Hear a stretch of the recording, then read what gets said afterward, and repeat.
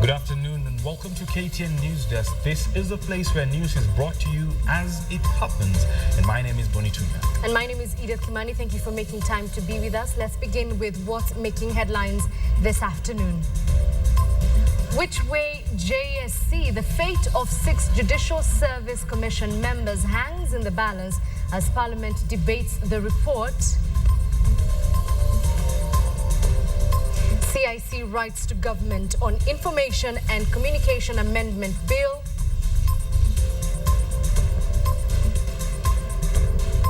Also on this bulletin, Family Bank crosses a 1 billion shilling mark in pre-tax profit.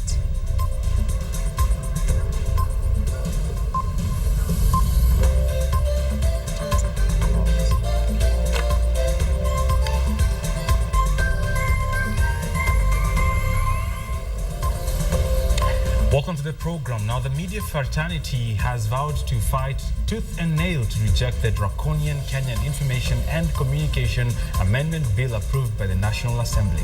The bill proposes punitive fines on media houses and journalists. The Editors Guild Vice Chairman, David Ohito, says the bill is an affront to media freedom and threatens to stifle democracy. Ohito spoke as the Constitution Implementation Commission backed the media in rejecting sections of the KICA bill, terming them unconstitutional. The CIC asked the president to reject it and return it to the National Assembly with a memorandum for amendments. Our position as editors and journalists in this country is that we are opposed to it, we reject it, and we encourage the president to live by his word and promise that he will not assent to it and return it to Parliament with a memorandum until the unresolved issues are addressed. We have had very interesting times because we have given the enemies of media very big coverage in our newspapers, in our radio stations, in our television stations, to say and even go ahead to justify why that draconian law should be passed. I think we are warning them that journalists in this country are not going to take this lying down anymore. We are going to fight on the print newspapers. We are going to battle on the airwaves. And we are going to swarm the digital platforms and fight back any attempts to whittle down media freedom in this country. There is a very dangerous section again, which talks about advertisement being capped at 45% being local. And if you go by who advertises in the media channels, Safaricom is owned by Vodacom's substantial shares. EABL is owned by Diageo. Are we saying we are going to lock these kind of advertisements from the media channels that we have?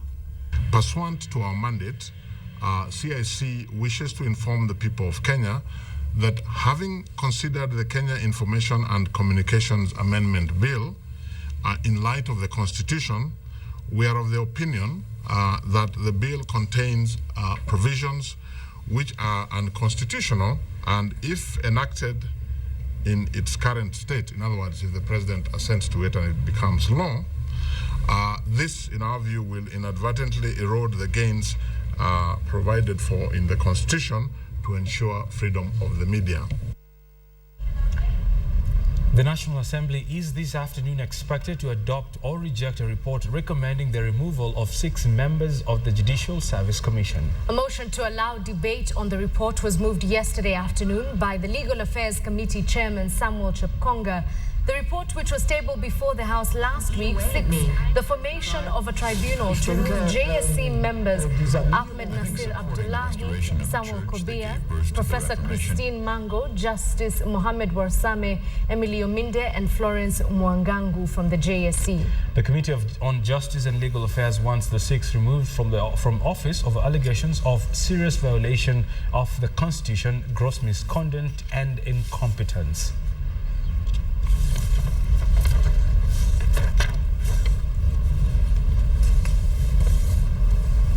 Now to an update of a story we brought you last night from Keroka. Last evening, 6 people died and about 60 others were injured in an accident involving 2 Nyamira Express buses.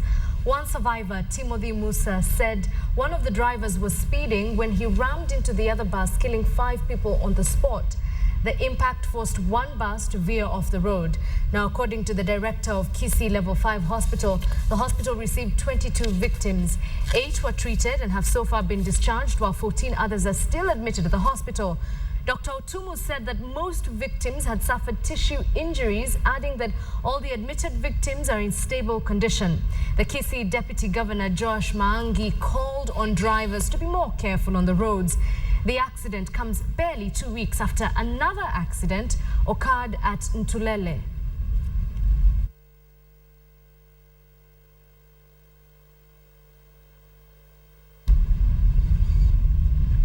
Now, Kenya has been put on the spot for its cumbersome nature of its legislative process in terms of registering and setting up business. A lot of times, analysts and critics have compared Kenya to Rwanda.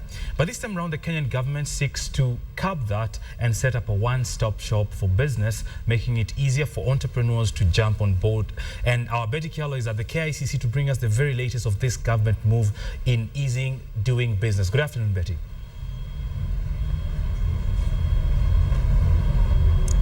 Thank you very much, Bonitunya and Edith Kimani. We are coming to you live from Teleposted Towers. A buzz of activity behind me as we await the arrival of Deputy President William Ruto together with President Uhuru Kenyatta for the official launch of the Huduma Kenya Center, which is right behind me. So what is going to be happening here is that if you want to get your official documents, I'm talking about the ID, your driving license, if you want to pay land rates. Actually, let me just get some documents here. I have a couple of the documents that you will be able to get them here. I have the NHIF card, which you will be able to get it here at the Huduma Kenya, your ID and also your driving license. These are some of the documents that Huduma Kenya Center will be able to avail to you at a very convenient way. Now that Huduma Kenya Center is going to be launched here today, and you'll see all Kenyans have a convenient way of getting all these documents right inside. Now inside it looks more of like a banking hall with different counters of all these things, the NSSF, NHIF, the driving license, the passport area too, also the identification cards. All these are going to be inside the Huduma Kenya Center. Right there you can see people filing in. Very many Kenyans have turned out in large numbers to just be able to witness this official launch. I was talking to officials earlier here and they tell me that this will see Kenyans, you can even go to get your identification card over lunch hour as long as you reach the requirements, the 18 years. I'm sure it was very hectic maybe for some of us when we were getting our different documents, having to run around from different parts of the country and of the city to just get the specific documents. But right now the government is making it a bit easier for you to get all these documents. However, the other areas like Times Tower, where you usually get your driving license, will still continue being operational. It's not that this is going to be the only place that you get your documents, your driving license, also the passport. You can still get them at the Nyayo House, which is right next to this building. But if you want a convenient way of getting all these documents, Huduma Kenya Center is where probably that many Kenyans will be making their way to. We were told that a number of ministers, I saw earlier on Najib Balala, Charity Ngilu, together with Henry Rotich and a number of other ministers who have already arrived here, and President Uhuru Kenyatta and his Deputy William Ruto will be making their way in a short while for this official launch, which is slated to start at 2 p.m. Right, many thanks, Betty Kialo. We'll be waiting for the president to make his way there and to, and of course, what people will be expecting is the impact of that kind of a move, because a lot has been blamed on these processes in terms of getting these very vital documents. And the question for many Kenyans is that how easy will it be and what impact it will have on business and on personal lives. That and much more will be coming up as and when that event unfolds. Moving on, the Principal Secretary in the Ministry of Health, Professor Fred Segor, has reiterated that the government is committed to expanding access to contraceptives for women and girls. He says the ministry has pumped 770 million shillings into family planning programs across the country. Now, the Global Development Forum Director Family Program, Elizabeth Lule, noted that there is need for education, training and youth empowerment at the rural level to curb teenage pregnancies. They were speaking here in Nairobi. Family planning actually saves lives, women's lives, and reduces child deaths, especially in the first month. So it's a very cost-effective intervention and needs to be scaled up if the countries are to reach the Millennium Development Goals. We've budgeted for $9 million going towards family planning, and therefore the government is committed to this process and has availed that money.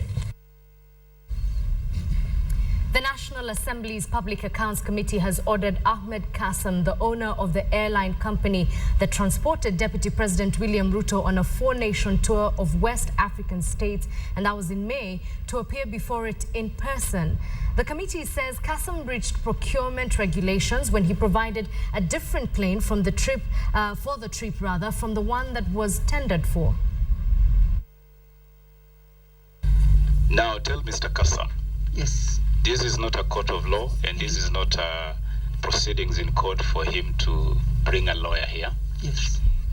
Lawyers have got no capacity to address this committee on matters that are in the possession of specific individuals. You do understand that, Chair? Mr. Kassam must appear before this committee in person. Indeed. You are a stranger to these proceedings. I understand that, Chair. You are a stranger to this session. Indeed. And so this committee has not seen you, it has not heard you. Convey to Mr. Kassam that he must appear before this committee in person. Indeed. And if he does not obey the summons of this committee to appear here in person, in accordance with Article 135 of the Constitution, serious sanctions will be brought to bear. Indeed. Right, moving on, and Miraa traders will be in for more shock. This week, the Machakos County Governor signed into law a new law requiring Miraa transporters passing through Machakos to pay 10,000 shillings per trip. Now, the Garissa County government is finalizing a law that will, among other things, prohibit open sale and also consumption of Miraa. Also, those transporting Miraa through Garissa will have to pay prescribed fees as stipulated by the governor. For Jackson Linelei, this has been routine for many years, grazing his cattle along the Mombasa-Machakos highway. But now he will have to find grass elsewhere or part with sums of money thanks to the new law passed by the Machakos County Assembly. According to the Finance Act 2013, which has already been signed into law by the governor, a person will be required to obtain authority either in form of a permit or otherwise upon payment of prescribed fees and charges to graze any livestock within road reserves under the jurisdiction of Machakos County. Hiyo kabana Machakos sisi tu hawasekani hiyo kulipa hiyo ng'ombe. Sisi tu anakataa kama hiyo anakuwa ngumu sana. And when you talk to a pathologist in Machakos, you find that majority of road accidents are caused one way or another because a goat crossed the road or a cow was by the side of the road. This is Machakos town, the center of the Machakos County, a county that has made headlines for its ambitious investment plans. But now a new set of laws under the Finance Act 2013 is causing an uproar, especially to local investors.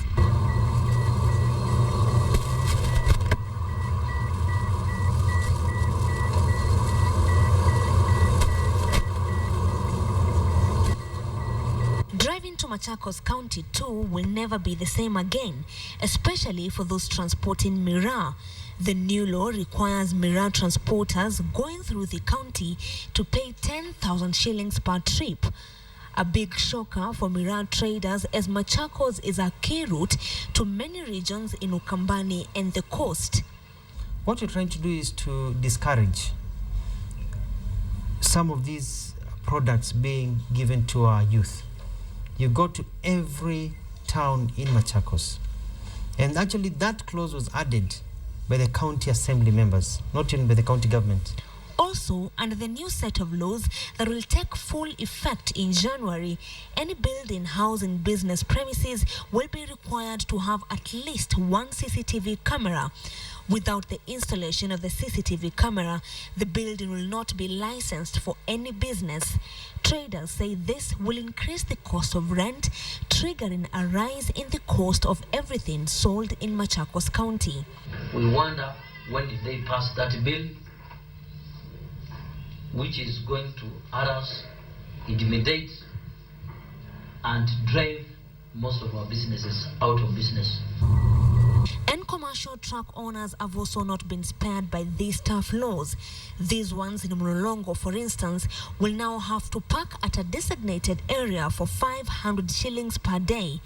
Parking along the road will be considered as obstruction and will attract a fine of 25,000 shillings. The set of laws also required any person owning a sand yard or controlling an area with sand deposits and involved in the harvesting and selling of sand be charged an application fee of 5,000 shillings per year and a permit of 80,000 shillings per year.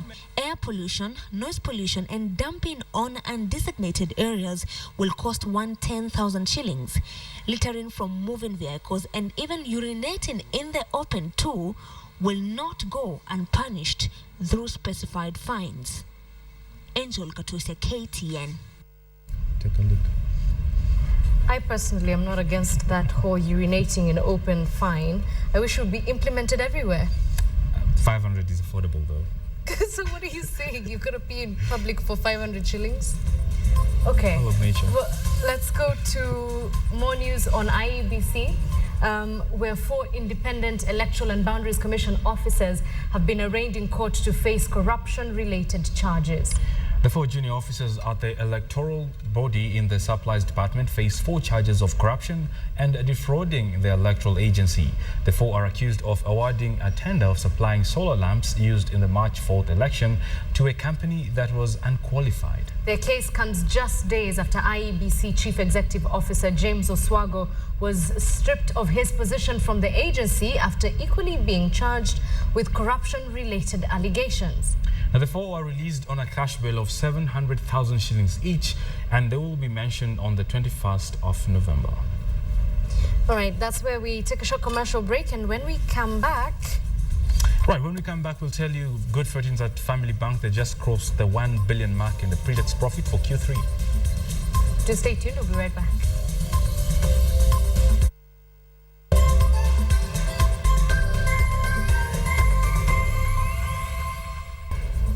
Welcome back. Let's go to business fast and painless. Family Bank has today posted 138% profit before tax for Q3 results on the back of increased lending activities and growing customer numbers. Now, the group met its target for the year and for the first time hitting a 1 billion mark with returns of 1.2 billion shillings in pre-tax profits. Now, this is compared to 507 million shillings earned over a similar period last year, with 311 million on its Q1 results of 2013, with an additional 703 million shillings and in the quarter ended June 2013, making this the best performance reported by the bank in 2 years and by extension in its 29 years in business. Now, according to the bank CEO, this performance now sets Family Bank well on course of achieving its dreams of becoming a Tier 1 bank in Kenya. Because this bank is sitting at the top of the 44 banks. We've got 44 banks in the market. So far, this is the fastest growing bank. No bank as at September has released a PBT or is likely to release a PBT growth rate of 138%.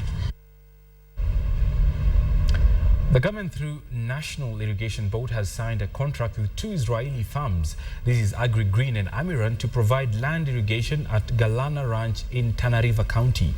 The project is aimed at increasing Kenya's food production and is estimated at 250 billion shillings. The first phase will see 10,000 acres of land irrigated, with harvest expected in July of 2014. Galana Ranch, as you are aware,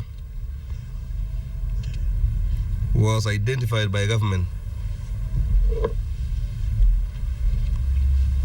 as fit